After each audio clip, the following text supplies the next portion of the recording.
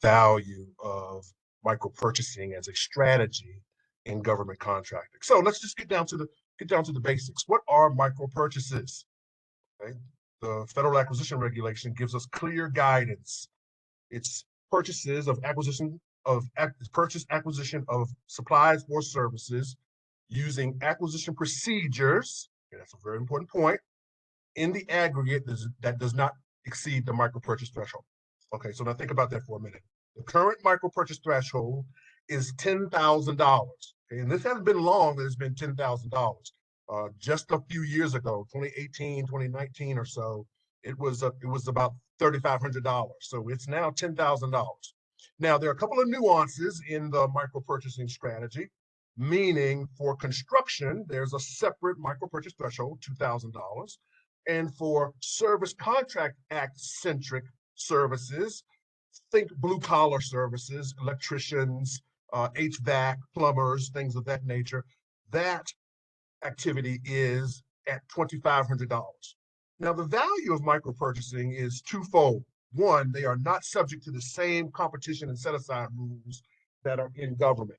Okay. And the second is buyers should consider, this is what the language says, the buyers should consider three quotes. Now, if you know anything about federal government contracting, they have no problem putting a shall and a must in the guidance and regulation for activity inside of the federal acquisition system. But in this instance, the language actually says buyers should consider three quotes.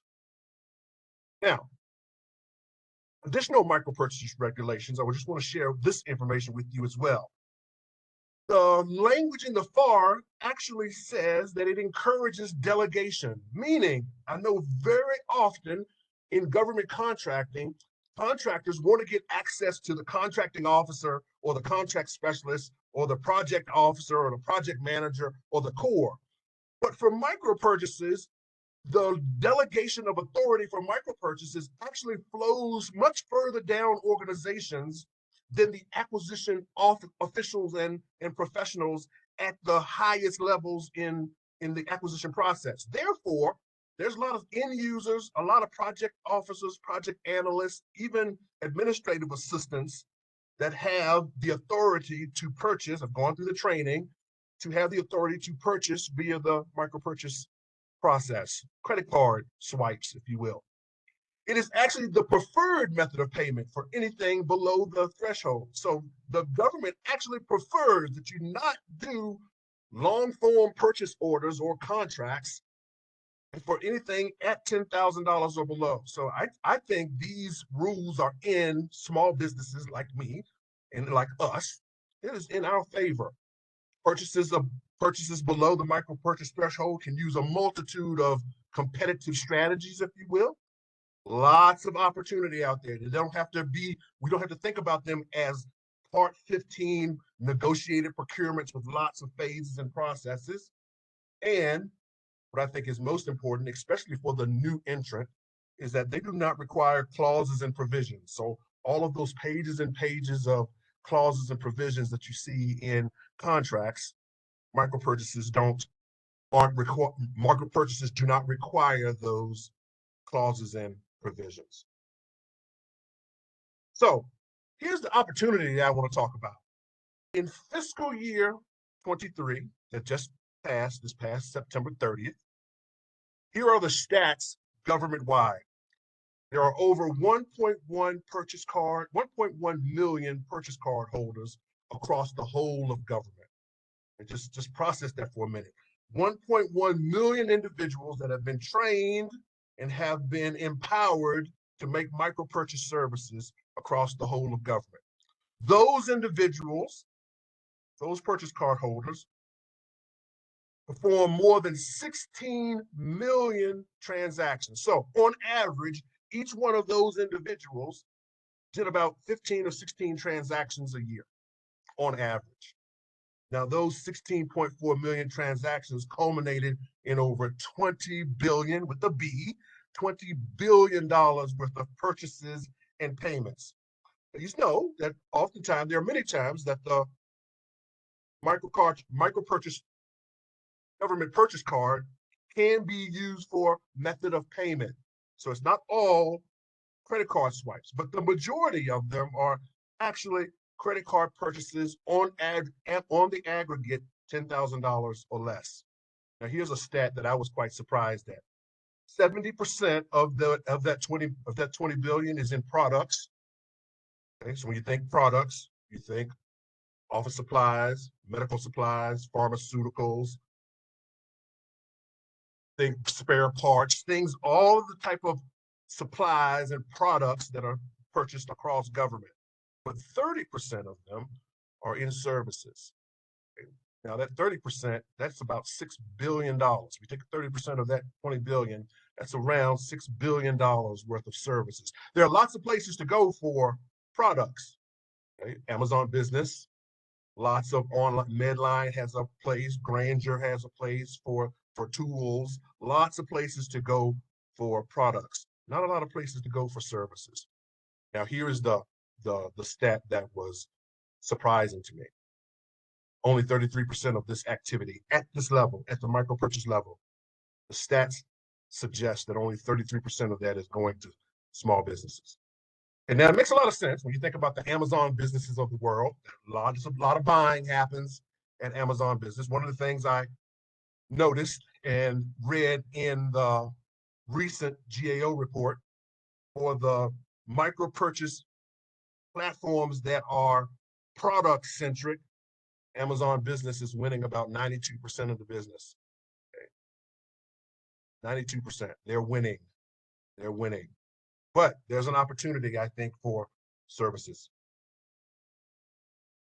Now, the reason I say that I think there's an opportunity for services is because I understand the need and the value.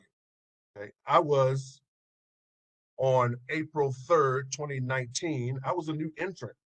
My very first contract as a government contractor was a $4,800 purchase card order. So now just think about that for a minute.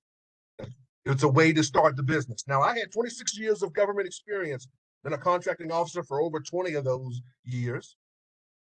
And the first contract that I was able to acquire was a $4,800 purchase card order. Now, please know that $4,800 felt like $4.8 million, okay, because it was the first data point that said, I actually have something that I can exchange. I have value that I can exchange for revenue or currency. So that $4,800 had value far outside of its dollar value.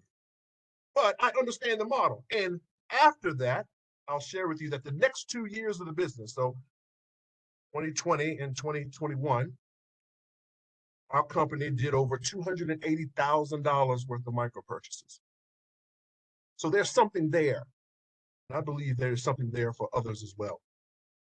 So let me give you a sense of, I talked about the 20 billion. I want to make sure you're just like, oh, he's making up stuff. Nope. Here are the FY23 stats from the GSA Smart Pay page.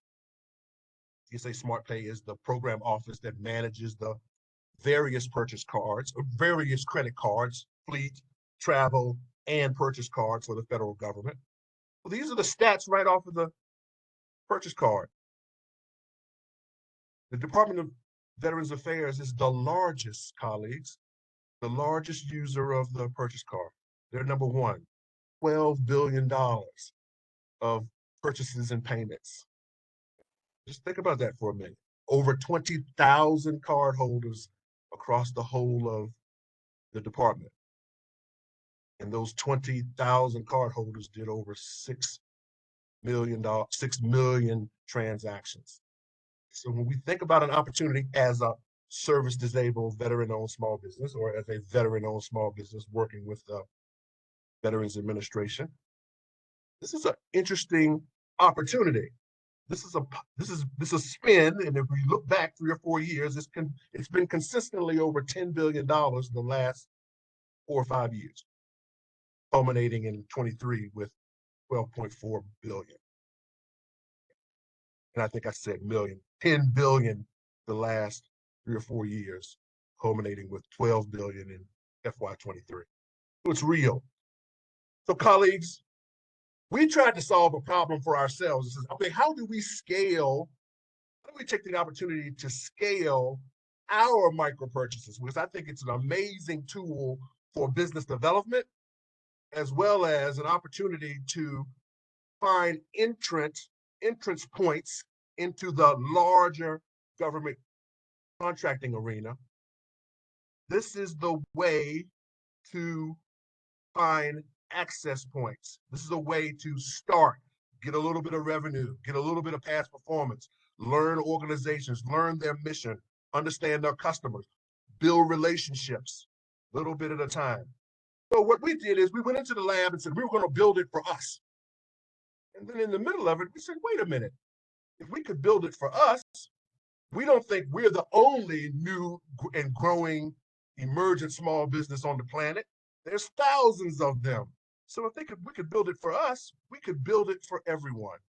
So we pivoted in the middle to make it approachable for more than just us. So at that point, Micro Market was created. It's an online platform that connects the 6 billion in services to 30%. Again, 70% of that 20 billion is in products, highly competitive, highly mature, large business competition. But when you think about services, where's the one place to go for consulting? Where's the one place to go for professional services? Where's the one place to go for education and training? Where's the one place to go for data analysis? Where's the one place to go for vendor market research? There's lots of opportunity out there. So we're focused on the 6 billion. We're trying to connect the two. We've built the platform, and the platform looks like this. It's a connection place online where buyers and sellers can meet each other. Now, one of the things about micro purchasing is that they are episodic, they happen sporadically, and then they are emergent. Right? So for anything that's episodic and it happens emergently, as it emerges when the demand is needed, then the normal forecasting models and strategies that we use for larger purchases in the federal government don't really apply. No one's putting in the forecast that in the fourth quarter, they're going to spend $9,000 on licenses. No one's going to put in the forecast that in the first quarter of 25, they're going to spend $7,000 on training. So the strategy has to be, you have to be seen when the government is looking. You have to be seen. So the marketplace is one of those places where you can be seen, that your offers can be evergreen. That's a word that they use in online marketing, meaning that it's always up, it's always live, it's always doing its thing. So in the connecting process, it allows vendors to build a platform and build a storefront of their various offers. Micro purchase services, I remind you, again, plenty of places for products. We're focusing on the services. And then we're wrapping all of that up in a robust credit card processing platform. We're using Stripe merchant services, very robust merchant services. That's where we're connecting. I did a demo with a federal government agency about 2 weeks ago, and in the middle of it, I hadn't thought about this, but in the middle of it, I said, colleagues, we're Match.com for government contractors. We're trying to set up first dates. Okay, now what happens after the first date? Hey, that's up to you. But on the first date, we're trying to set up a first date for small, emergent, new entrant, underrepresented companies that may not have another entry point that's as effective as micro purchasing. When you think about operating in the micro purchasing space, you're playing on your home court advantage. Okay? You're playing on your home field. Okay? The rules are in your favor. So again, micro market as a strategy, micromarket.co. Okay? Micromarket.co is the platform. We're connecting the million-plus cardholders to new entrant small businesses, to growth-minded small businesses, because I believe it's a business development strategy.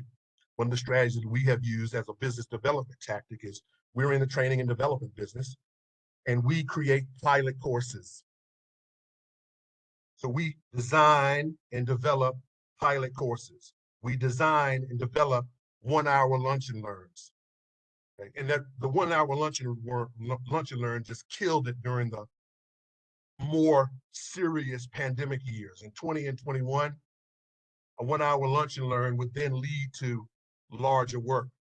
You do the 1 hour and you wow the crowd, and then it's like, oh, that's the greatest thing since sliced bread. Could you do that for another group of people? Could you do that for a day long? Could you take that information and provide it to another group of people? And that's where we started the journey. And it started with a 1 hour lunch and learn.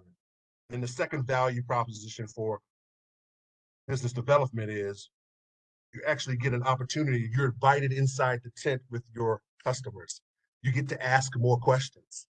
So every one of our 1 hour trainings or half-day trainings or 3-day trainings, we always make sure we have that Q&A session at the end. What else hurts? What else bothering you? What other thing is a rock in your shoe? We listen. Then we take that information, we go in the lab and we build something and say, look, we have another pilot. And you'd be surprised how many people say, how did you know? How did you know this was bothering us? I said, well, because you told me 3 weeks ago. You had a rock in your shoe on this topic. So it's truly a business development strategy as well. You're inside, you get to ask all the questions. You get to listen, you get to observe, and you build a competitive advantage, because if you wow the crowd the first time and they want more of that, where are they going? Okay? The likelihood is not, okay, I'm not saying it will never happen, but the likelihood is not, they're like, oh, this was great, but we need to go find somebody else to deliver. And even if it has to be competed, right, you've built a competitive advantage. You've been inside. Right? You've been paid to go inside and do market research. So even if you have to compete for the next value chain of the value stack, you have inside information. You've built a competitive advantage that should manifest itself. Okay? It should manifest itself in any contract competition. Again, we are targeting the 30% of micro purchases, that is purchase card spend in services. So colleagues, this is what it looks like. This is a snapshot, micromarket.co. It's a two-sided marketplace. Services only. Today, we have 237 small businesses that have onboarded, have joined us. More come every day. We had 2 today. Okay. The current count is about 237. 2 weeks ago, we had our first purchases on the platform. So now we have 2 weeks of actual purchases. We started in January. I think I saw a note in the chat. When was it launched? January 2nd was the launch date. So it's about 8 weeks old. It's about 8 weeks old. But in 8 weeks, we've collected 237 vendors. We're constantly doing demos for government agencies. Our largest one was on January 11th, where we did a demonstration to the Office of Federal Procurement Policy. If you know that group, they are the folks that set policy for the whole of government. Okay? Now, as a government agency, they don't sanction or appoint or certify private sector products. But as the procurement police force, they leave things alone that have no harm. So that's why it was very important for me to make sure that we went to them and we did a presentation so they could say, this does no harm. And this does no harm. And in fact, one of the best quotes I received out of that event was, they said, William, I think you've actually built a better mousetrap. To that I said, yes, ma'am, I think we have. So the top 14 categories, this is data informed. The top 14 categories that we used in that the government spends that $6 billion worth of services in, we just replicated them here. Again, we're not trying to recreate the wheel here. We're just making a better wheel. We're just making a better user experience. We're trying to create a better user experience on the government side from a market research perspective.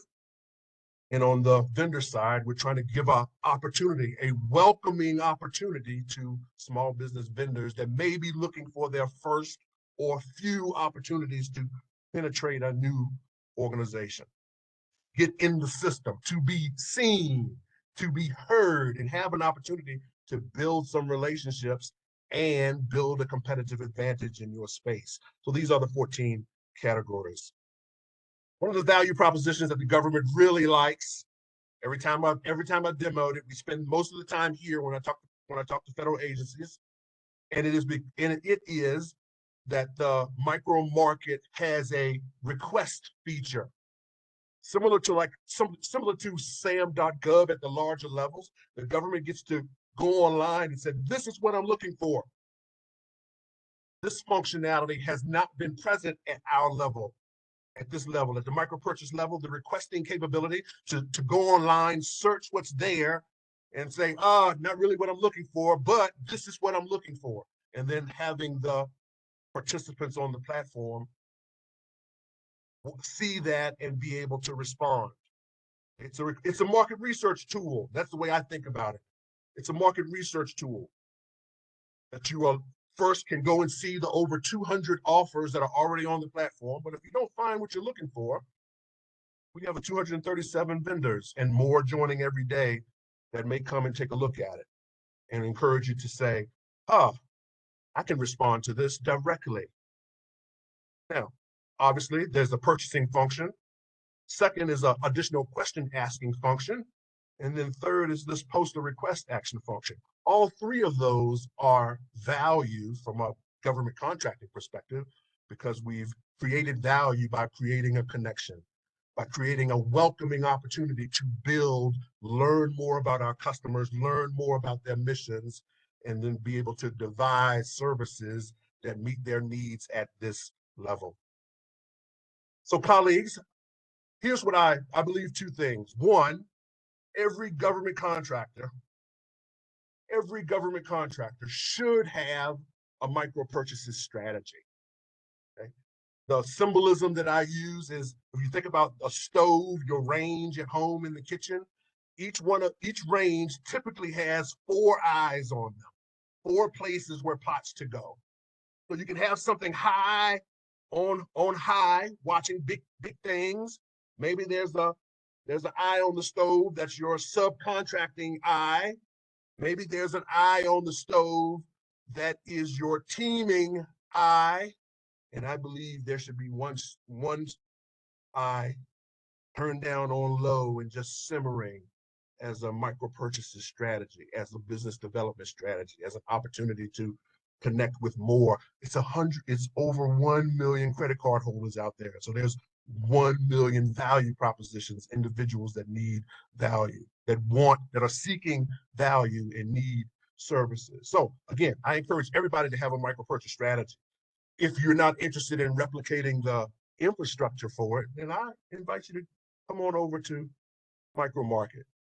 Again, free to join, free to set up a storefront, and we take a small transactions fee on all sales. So we win when you win. Our interests are aligned. So come on over, take a look. Regardless of whether you use the platform or not, I strongly encourage you to consider a micro purchases strategy, especially if the VA is one of your target agencies. They spent $12 billion last year. And I don't think that's going to go from $12 billion to something approaching zero. And what I've been telling our government agencies as we've been doing demos is I think the value proposition for micro purchases has even increased. Think about the budgetary environment we find ourselves in. We're now in another continuing resolution. So when we eventually get a budget, okay, it's March the 5th now. In 25 days, it will be third quarter. So this is an opportunity.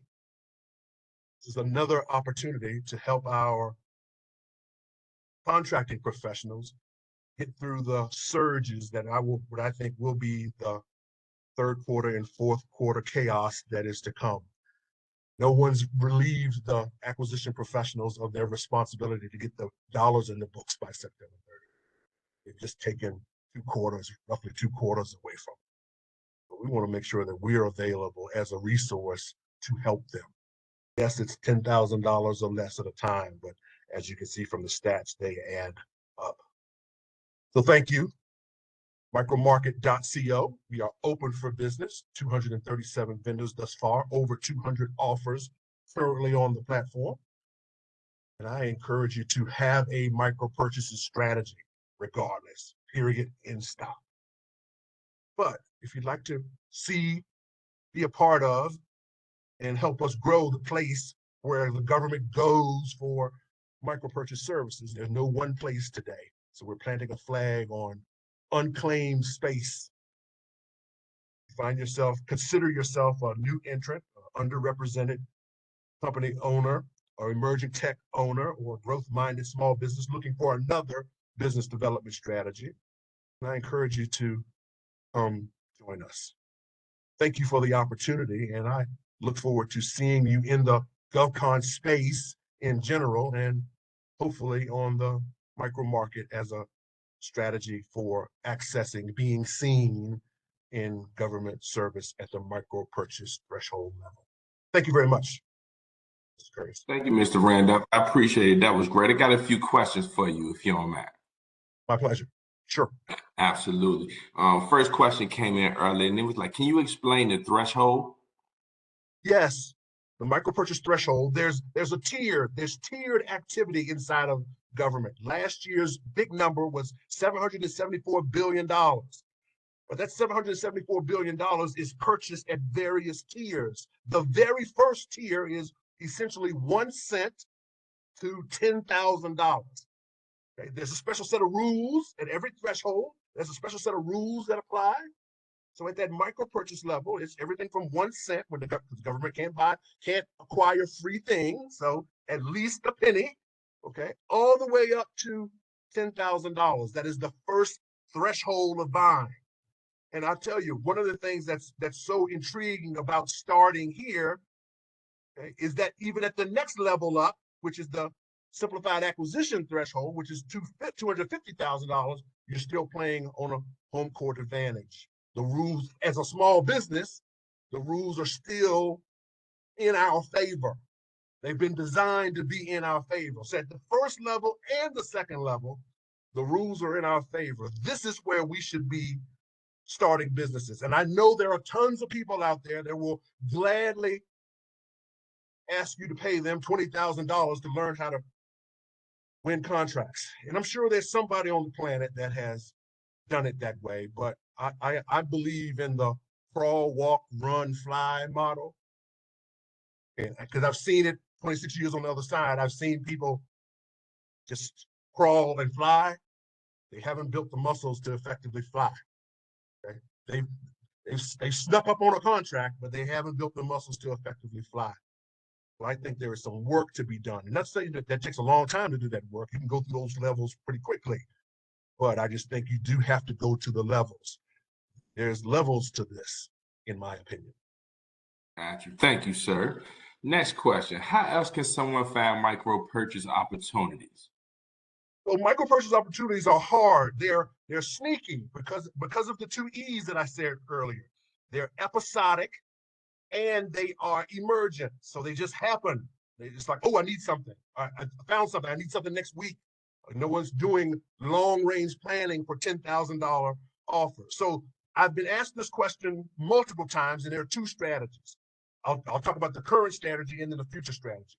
Here's what I believe. Number one, every government agency has a level of activity that happens that's either back office functions or training functions or administrative functions. Every office has some level, human resources, human capital, recruitment. That activity happens. If there are people, that type of activity happens. Professional services happen. So that's number one, is just to find the areas where you're providing services or your target areas, and find the individuals that are doing that level of basic activity. Okay. Number 2 is what people buy large, they tend to buy small. Okay. So let's use the VA for instance. If the VA is buying large pockets of procurement, largest aspects of pharmaceutical purchases, they may be doing some small pharmaceutical purchases too. If they're doing large PPE buys, They may be doing some small PPE buys. If an organization is doing large spare part buying, they're likely doing some small spare part buying. Everybody has that type of activity. So services, think about what they buy large and then what they buy, then draw some conclusions to what they buy small. But the strategy for me that I use is every organization is in the education and training business. They have some method, they have some responsibility to train their folks. They have some responsibility to manage the money. So if you are in the finance space, hey, maybe there's some reports, some audit report support that can be provided. Okay, consulting is in that space. If everybody has big missions, then they have little missions too. So if someone may need a report, some analysis done on a report, lots of activity. So think big to think small in the spaces and the missions that you are pursuing, and then think about those back office functions that everybody has. No matter if you have 5 people in the office, they need finance, they need budget, they need training, they need human capital, they may need various types of consulting on projects, accounting, report analysis, market research, things of that nature. Thank you, sir. Couple more questions before we go over to Mr. Cotton's presentation. GSA Smart Pay is okay to apply for before being awarded a contract? Hey, say that again, sir. I just want to make sure I capture. Do you think the GSA Smart Pay is okay to apply for before being awarded a contract? So I just want you to get the language right. So applying for GSA Smart Pay, I don't think there's a GSA Smart Pay application process. One of the areas, though, that is adjacent to our activity is if you are a GSA schedule holder, then these similar type activities can happen on email. Okay, because of having a GSA schedule, it gives you an opportunity to be reached out to for email purchases at this level.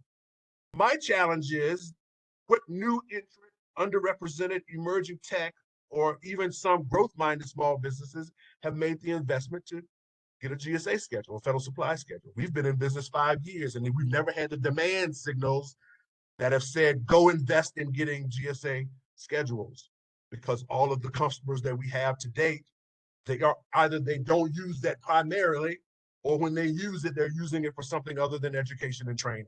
So I'm always of the belief, and whenever I've talked to people about acquiring GSA schedules, I think it's a good thing if the demand is already there. They should be demand driven.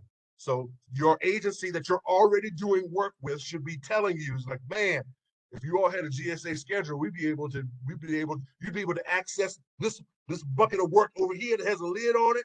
You'll be able to access this too.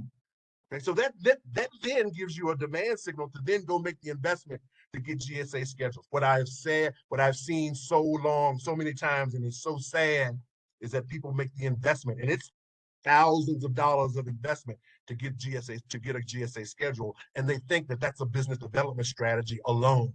Just getting the schedules themselves is like, oh, somehow it's a magic GSA key, and then all the contracts just fall out of the sky. Sadly, that's not true. And moreover, if you don't have, you can make the investment to get schedules, and if you don't have a schedule activity on your contracts in 2 years, GSA kicks you off. Okay, so that's why I deplore folks. Okay, I deplore folks that say go get the schedules, and that most of the time there are folks trying to sell you GSA schedule support. But go get the schedules, and then the contracts will fall from the sky. I would much rather say go build a relationship, build some past performance, be known, and then make sure that GSA schedule purchase, that GSA schedule investment is driven by demand. Thank you. Last question, and then for all of those that you have your questions in, we'll make sure that we get the answers back to you. I want to make sure Mr. Cotton has enough time for his presentation. But I wanted to ask this question. Can't find it. Here we go. If this is some of the similar question from earlier. So this one will work. Is Micro Market a for-profit company, and how is it funded? Do vendors have to pay for their services on the online marketplace? So thank you for that question. Micro Market is a product of Think Acquisition. So it's for profit. It is a product of our company. Again, as I mentioned earlier, we were building it for ourselves, and we said, hey, if we can build it for ourselves, we can provide this functionality and this what I believe is an opportunity for others. So yes, it is for profit, and there is no fee to join. There is no fee to create listings. There is a small transaction fee, and I don't mind saying what the small is, 7%. There's a 7% transactions fee on every sale, okay, and 3% transactions fee on for the credit card processing. That goes directly to Stripe. So it's basically a 90-10 split. For anything that's purchased, 90% goes to the vendor, 7% goes to the platform, 2.9% or roughly 3% goes to Stripe. Thank you, sir. I appreciate that. The rest of the questions that I get, send them to you, and then we'll answer them and send them back to the participants, so we can go ahead and let Mr. Yes, sir. Cotton Thank you for the opportunity. But I appreciate you, man. Thank you for your time, as always. My pleasure. Thank you. You're welcome.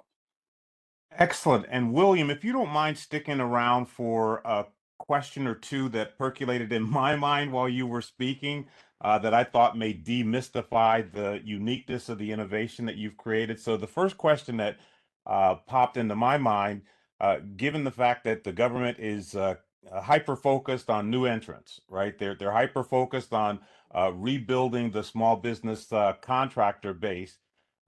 If I'm a new contractor, do I have to be registered in SAMs? I mean, do I have to, meet certification qualifications and the like to participate in the micro purchase or micro market solution? Yes. Great question, Mr. Cotton. And the answer is no. Okay, there is an exemption to SAM certification for micro purchasing. So any micro purchasing at any level has an exemption. However, okay, the goal is to start here, not stay here. We want you to start here and go up. So I would say go get that SAM as soon as possible, but you don't have to jump that. That's not the first hurdle you have to jump to participate in government contracting. Excellent. And then the second question that I had came from the statistics that you had on one of your slides that suggested that I guess 67% of the spend last year went to other than small business. And if I read the intention of the Small Business Act and some of the other regulations that govern simple acquisition purchases, I believe that those requirements are supposed to be reserved for small business. Yeah. Can you kind of help me unpack how other than small businesses are getting at dollars that are, at least by the letter of the regulation, reserved for small businesses? Yeah, so Mr. Cotton, again, spot on. The simplified acquisition procedures that cover everything $250,000 and below, okay, says that those requirements shall be set aside that shall be purchased through small businesses or with small businesses. Now, the challenge with that is if you go look at any of the stats, you'll see that all of the purchases that happen under $250,000 don't go to small businesses, and especially at the micro purchase level. And that is because, or at least the primary suggestion, that a reason for this activity is that there are small businesses that can't be seen when the government is looking. So when the government is looking, they have something to buy. So they're doing market research, and their market research doesn't necessarily come to the conclusion that there are purchase card ready small businesses in the areas where they're looking. And the Amazons of the world, the Medlines of the world have made it extremely easy. The Office Depots and the Home Depots of the world have made it extremely easy for those large businesses to be found. Okay. Most of the time when we did our research, and we actually did our research with the Department of Veterans Affairs, we went to their acquisition workforce symposium back in August of last year. It was in Denver, Colorado. And we went to that symposium and we talked to over 100 people over 3 days. We talked to over 100 people in those 3 days. And they say the greatest challenges that they have with micro purchasing is finding purchase card ready folk. Okay, and what they say by purchase card ready is that they are either they're actually in the government contracting business and they actually take credit card. Okay, and then if they don't take a credit card, I mean, if they do take the credit card, the bank says, which, and someone quoted this and said, this from the, I look all the time and we look at their information and they're from the Bank of They use the Bank of Squad. It's like, we don't trust the bank that the company is using to do their credit card processing. So that was one of the reasons why we use Stripe Merchant Services as our credit card processor. We went to the largest, most reputable, most cyber secure credit card processing company to be partnered with for our platform. Excellent. Great answer, and a good point to transition or segue into what I wanted to deliver as a part of my presentation. Thank you, William Randolph, for that high quality information. Folks, I want to talk to the community today about finding the nuggets, right? Finding the value and the benefits that accrue to veteran-owned small businesses that are not the traditional benefits. And William just gave us a perfect example of one. For those of you who are fighting through that recommendation that you subcontract to a large business, right, to get yourself some past performance and momentum before you can prime. This is another avenue, another benefit that you can take advantage of. And this benefit that we're talking about here in the micro market solution is based on know-how, right? It's based on your understanding of your rights under the existing settled law. And that's what I want to kind of point your attention to, because as the slide indicates on the screen, we're at a unique point in time in terms of spending in the federal space. And a lot of spending in the federal space right now is being targeted towards replenishing our defense industrial base, replenishing our national security industrial base, and revitalizing our supply chain. The Code of Federal Regulations, the Small Business Act, and many other pieces of regulation and legislation promote the government's utilization of small businesses for this particular mission. What I'm going to share with you today are paradigm shifts. They're ways to look at the market opportunity in the federal government that I think puts you on a pathway to become an actual performer, an actual provider within this space. And if we could shift to the next slide, please, Curtis. It's important for us to understand that we're dealing with a culture, and this slide is kind of jumping off the screen and messy because that's the way I think the opportunities in the federal space are presented to us. But the federal government is, as we all know, a organization that has a culture that has long been large business centric. And if we as veteran-owned businesses are going to penetrate this space, we're going to have to understand that attribute about our customer and learn how to fit within the capture space that they're making available for us. And that space, in my humble opinion, is focused on you becoming a bigger small business. If you are able to do that, right, you're going to be able to interface with what I have been referring to for the past 5 years as a better believable dream, because you becoming a bigger small business allows you to take advantage of access points that currently you're not able to take advantage of as just a small business. As an example, that earnest money deposit piece that is under the bigger small business slide, or the bigger small business statement, speaks to your ability as a bigger veteran-owned small business to print money. And I'll explain to you in more detail what I mean by that. I'll do that right now. Under the utilization of the strategies that I like to promote, you have an opportunity to go and create strategic alliances with other small businesses that allow you to have the agility, capability, and capacity to deliver to the customer what the customer is looking for at the point of need.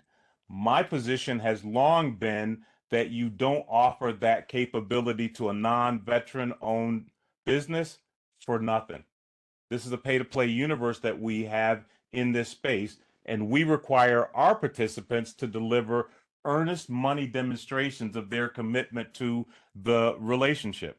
The other benefit that opens up to you if you're able to become a bigger small business is that we're able to more fully take advantage of existing settled law that has been put in place to give us a competitive advantage, like the attributes of the Veterans First legislation or Public Law 109461. Under that Veterans First regulation, we as veterans and disabled veterans are supposed to get the first bite of the apple based on VA spend or the Veterans Administration's budget. But if you do an analysis of the history of VA spend, you're going to find that still the vast majority of the VA budget goes to other than small business. The reason that this occurs, in my humble opinion, is because we don't have bigger service disabled veteran, we don't have bigger veteran owned small businesses that can stand in the gap between the program managers or the program need and the acquisition process. Learning your ability to become a bigger small business empowers you with the ability to take advantage of the things that our good friend Mr. Randolph just shared with us, which is the $20 billion micro purchase marketplace opportunity. And as Mr. Randolph suggested a little bit earlier, the vast majority of the contracting officers who are not utilizing a tool like that are not doing it only because they're not aware of it. William's going through the process of making them aware of it, and we as a community have to become the bigger small businesses that they are seeking. Another one of the benefits that you get to take advantage of if you're able to become a bigger small business is the reinvented DoD Mentor Protege program. And I'm pointing to the reinvented DoD Mentor Protege program because you all may or may not know that a small cadre of veterans and myself have a movement underway to take the attributes that we enjoy under Public Law 109461 or Vets First and extend that now to the Department of Defense. Currently, there is a bill moving through the space, which is HR 7401. I believe that that's the number. My dyslexia gets it wrong from time to time. But under HR 7401, the priority tier that we enjoy in the Veterans Administration is going to be applied against the DoD budget. And just imagine what that means for you if you are a bigger service disabled veteran or a bigger veteran owned small business that can be an early adapter and stand in the gap between that new legislative requirement. The other area of opportunity that opens up to the bigger small business that a lot of people aren't talking about, right? These are not your traditional solicited opportunities, are OTAs, right? Other transaction authorities. And there is currently a Defense Production Act, particularly Title III of that office, that is growing in leaps and bounds as they go through the process of helping our government reshore some of the critical manufacturing assets that we allowed to slip offshore as a result of some historic political movements or political processes like NAFTA.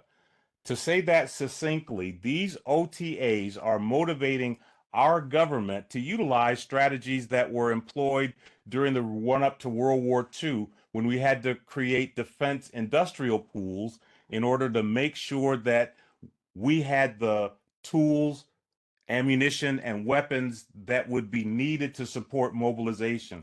We find ourselves in that same unique position right now, and all you got to do is Google OTAs. Google the White House and OTAs, and you're going to see over $500 million within the last 60 days that have been awarded utilizing that particular strategy. So what am I saying to you here? What I'm saying to you here very simply is that the benefits that you are looking to find are not the conventional benefits. It's not the 3% advantage or 5% now that you have in contracting because of your preference. It's not in the form of some type of waiver or concession that the government is providing to you and your lender under an SBA 7A or 504 loan. The benefit that I'm talking to you about rests between your ears. It's your ability to change the way you look at the market opportunity that you're pursuing and organize yourself to take advantage of the value flow that you see in that particular area. And what I mean by that succinctly is that in many instances, most of our veteran-owned small businesses already have the high in demand asset that the market is looking for. The thing that they fail against is the non-GovCon stuff. The GovCon stuff we tend to get pretty quickly, pretty easy, right? It's pretty simple to get yourself SAM registered, to get yourself verified through SBA, to get yourself involved in one of these mini programs, or to lean more forward to capture one of these medallions like a GSA schedule or one of the best-in-class contracts. The difficult thing is the non-GovCon thing. And the non-GovCon thing that kills entrepreneurs is we don't get ourselves in ownership of the capability and capacity that's required to meet the needs of what the customer has on their desk. And so what I'm sharing with you, next slide, please. What I'm sharing with you is a strategy that allows you to take a simple business model, which I've been championing for the past 20 years. Good don't get old. And learn how to utilize this business model, which is a joint venturing strategy that empowers you with the ability to take your preference, co-join it with an organization that has the scalability. They have the past performance, right? They have the size that the government is looking for, and you can join that into that joint venture, which becomes NewCo. And what that does is it empowers you with the ability to utilize those components of settled law and policy that you see on the right-hand side of the screen. And very simply put, what those regulations speak to are inclusive of the micro markets piece that we talked about, right? The simple acquisition threshold and those opportunities below it, you can capture more effectively if you are able to be responsive and responsible to the needs of your customer. You're not going to get there from here if you're just a preference owning organization that's got your registration and you've got your certification. You've got to have a way to dynamically acquire access to what your customer is looking for, and that's proven past performance. That's a proven ability to deliver against the mission. So at the end of the day, next slide, please, Curtis. What I'm trying to help expand for our community is an opportunity to shift your paradigm, an opportunity for you to change the way you look at things in this very robust market of federal contracting opportunity. And if we're able to successfully do that, we will be able to support Congress. We'll be able to support the core policy of Congress as it relates to small business participation, which is to utilize small businesses to the maximum extent practicable. Now, I would love to unpack this with a little bit more of a detailed presentation, but my good buddy William Randolph did such a good job. I wanted him to give you all a complete understanding of his platform. And so I'm going to stand down at this particular point, Curtis, throw it back over to you and open it up for questions. And hopefully we can revisit this same subject in a future webinar. Curtis, over to you. Thank you, sir. And Mr. Randolph still on? We don't have no question for you right now, Mr. Cotton. No problem. I believe William may still be there. There he is. You want to tackle a few more questions where we got 3 minutes left? Yes, sir. That'll be just fine. Awesome. Okay. Somebody stated that, hey, William, we're a SDVOSB safety consulting company that has trained Air National Guard units who use impact cards. Does the micro market work for those as well? Yes, same concept. Absolutely. Thank you. When we sign up for micro market, would it be as a vendor or buyer? So it's depending on your primary role.